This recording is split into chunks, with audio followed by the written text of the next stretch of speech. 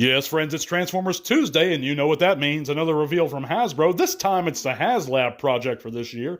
We're going to talk about that figure and why I don't think any of us should back it. We're also going to be announcing our giveaway winner for the month of January, coming up right now on Transformers Talk Raw.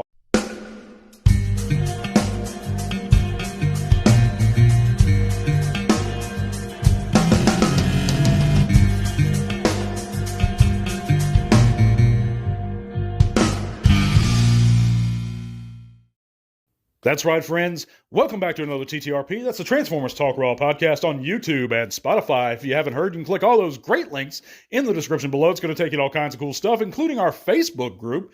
Come share your own channels there. Chat about bots with us. If you're on Facebook, we'd love to see you guys. You can also check out all those kind of cool links in the description below, including my best friend, or one of my good friends, Jed Smith's music. And he's got some really cool stuff going on. If you need any music work done, check him out, guys. But yeah, go check out everything. If you'd like to help support the channel, check us out on Patreon. Let's get into talking about this subject. Of course, Transformers Tuesday has happened, and Hasbro has revealed their new Haslab figure. It's going to be the RID 2001 Omega Prime. That's a combination, for any of you guys who may not know, of Ultra Magnus of RID and Optimus Prime from that era, or that toy line, into the one larger figure. Now, I didn't get too much into RID. I did own those figures when they came out, because at the time we were starved for any Transformers that were reminiscent of G1. Of course, this is before classics. And so I seen a vehicle Optimus Prime, a vehicle Ultra Magnus, and they looked really cool, and the toys were really cool. I just never got into the show, but I did own the figures. I believe I actually owned the Japanese versions. It was Super Fire Convoy over there. And maybe God Magnus is what they called him. But they were great figures. You know, they had vac metal parts. They were large. They combined. They were fun figures. Of course, at the time, I didn't pay anything close to 200 and whatever, or 160, 250, 250. I think they're asking for this Haslab project. And I think they were like, what, 30 each? Maybe 20, 25, 30, and anywhere from 20 to 30 bucks each. So altogether, 60 bucks at most for both of those figures. Now I realize they were smaller, but not that much smaller than the Haslab project here. But that's not why I'm not saying back this figure. There's a lot of reasons why I'm saying not back this figure. Let's look at what I already mentioned, though. The price. Okay, it's $250, guys. You know, MSRP of a Titan class now is $199. So you can either get like Black Zarek now. It's like, I've seen it for like $160, $150 on, online shops. You know, the Cybertron Metroplex. I've seen it as low as like $110, $108. You know, and that's today. You know, you can get this figure, and it stands no taller when combined. And if it does, maybe by an inch, than the Commander class Jetfire. Now, they say it's essentially 2 Commander class, but even if that's true, and it is 2 Commander class, even though it looks more like a Commander and a Leader class figure to me, you know, it's still not worth $250. You know, that's ridiculous. You know, 2 Commander class at most is $200. So where are they justifying here? I mean, the only thing expensive to produce these figures, I don't care what anyone says, are the molds. Once that's done, the plastic is dirt cheap. The packaging is dirt cheap. At that scale, it is. So I don't understand. Hasbro's making their money back. You know, I think they said 10,000 backers they need. You know, that's... But there's lots of reasons why I say don't. But this is the time, guys, to draw a line in the sand and say, this is not acceptable. If there's any time to let Hasbro send them a message and say, these figures should not be Haslab releases. You know, I always believed in my heart, and this brings me to my second point of why this figure should not be backed, is that Haslab should be reserved for figures that just simply cannot be released at retail, such as Unicron, such as Primus. Your character's so massive that only a collector would go that route anyway. But it robs children. God forbid. I know you never hear children mentioned anymore. But they can't own these versions of the characters. A child can't own an official Deathsaurus.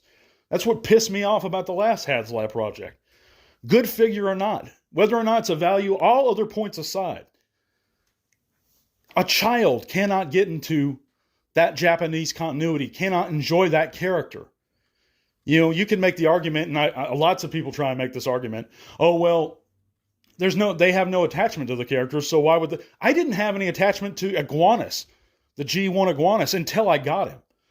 A kid has no attachment to anything until they have it in hand. And then they can go back and watch the character in the show or in whatever series. That's a stupid argument. They have no attachment to the character. Of course they don't, because they can't get the character. But, that's just another point.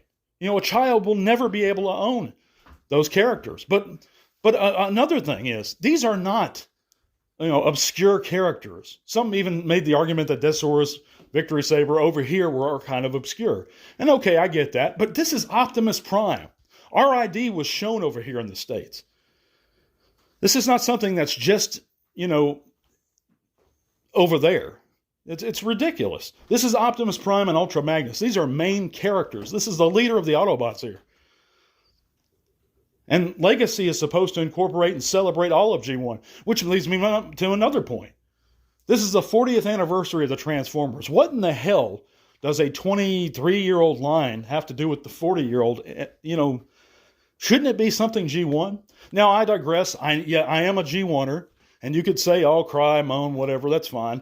I don't care about that, but at the same time, if you're trying to honor the Transformers being 40 years old, which is this year, give us something from that era.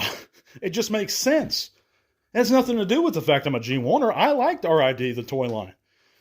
I love the Cybertron Metroplex, the Titan class. I think it's better than actually the Generations one, which was more IDW than G1 to begin with. But I thank you guys for listening. Let me know in the comments what you guys think. But I have a lot of reasons why I don't think we should back this project, guys. The value doesn't make sense to me. It's essentially the size you're getting of the figure you're getting for the price they're asking is just ludicrous. It's bad enough that the price of Titans increased recently. They started out, I think, the Generations Metroplex when it first came out. It was $150. But we saw them on sales. Lots of people took advantage when Fort Max was like $60 at Ollie's. $200 they're asking now. And now they're going beyond that mark for smaller figures. So a lot of my content creator friends, or one in specific, Mr. Dennis Malton Gotbot, by the way, check out his channel if you haven't. Excellent reviewer, excellent content creator, and I don't agree with everything he says. As a matter of fact, half the time I don't agree with him. But he's one that checks out this value. He'll break out this scale and he'll weigh these figures, the amount of plastic we're getting. And that value does not add up, guys. You can put any Titan on a scale and weigh it with this Haslab figure. And that Haslab's going to be lighter, I promise you. But, if you're excited about this figure, if you want this figure, go for it.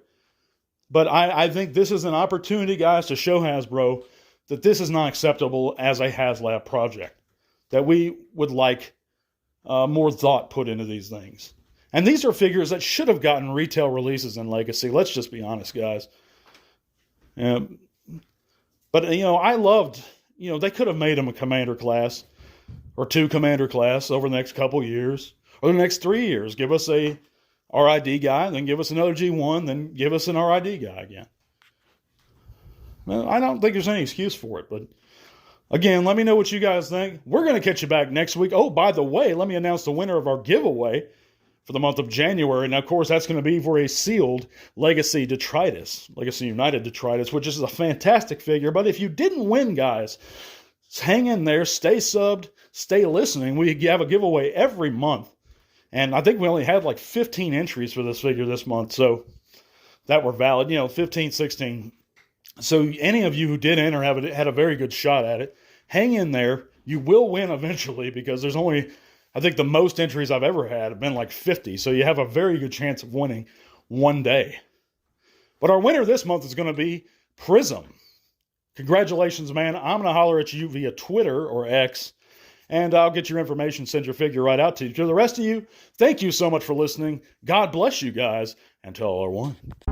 This podcast is made possible thanks to the support of great people like you. Thank you.